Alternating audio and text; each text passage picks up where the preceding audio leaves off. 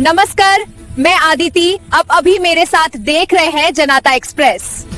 मयूरभंज जिला रासगोविंदपुर ब्लॉक रो खबरदाता संघर चतुर्थतम वार्षिक उत्सव पालित होईछि।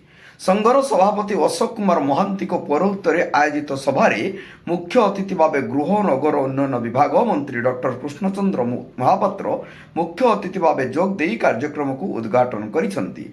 मुख्य वक्ता भाव वरिष्ठ समाजसेवी तथा महात्मा गांधी चक्षु चिकित्सालय प्रतिष्ठाता आदित्य पट्टनायक, नियंत्रित अतिथि भाव राजगोविंदपुर बीडीओ अनंत हासदा, राजगोविंदपुर विनोद राय आंचलिक महाविद्यालय प्राक्तन अध्यक्ष बसंत कुमार महांत, बैसिंगा विधानसभा निर्वाचन मंडलीर पूर्वतन विधायक कांद्रा सोरेन, समाजसेवी तथा मयूरभंज जिला साधारण संपादक प्रदीप महांती, सुकुल प्रमुख जोग देई सांबादिक मानक मार्गदर्शन करथिले।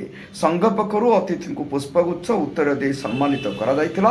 गणतंत्र चतुर्थ स्तंभ हिसाब से सांबादिक मानक दायित्व केते गुरुत्वपूर्ण बोली अतिथि माने निजर मत व्यक्त करथिले। एही अवसर रे माननीय मंत्री अभिभाषण माध्यम रे राजगोविंदपुर अंचल को एनएससी हेबा परिप्रेक्षी रे प्रथम पर्यायर स्वच्छता आलोकीकरण एवं 50 लाख टंका अनुदान ऑफिस गृह निर्माण पर 5 कोटी टंका मंजूर करिथिबा प्रकाश करथिले एवं सत्य घटना को प्रचार प्रसार पर सांबादिक मानक से आह्वान देथिले।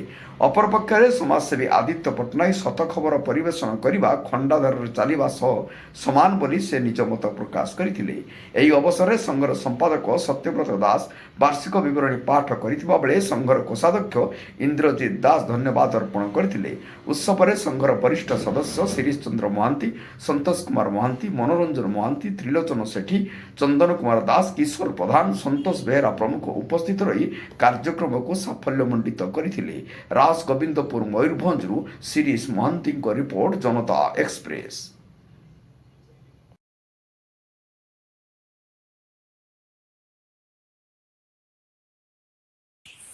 हेलो दोस्तों, मेरे चैनल को लाइक सब्सक्राइब जरूर करना और जनता एक्सप्रेस देखना ना भूले।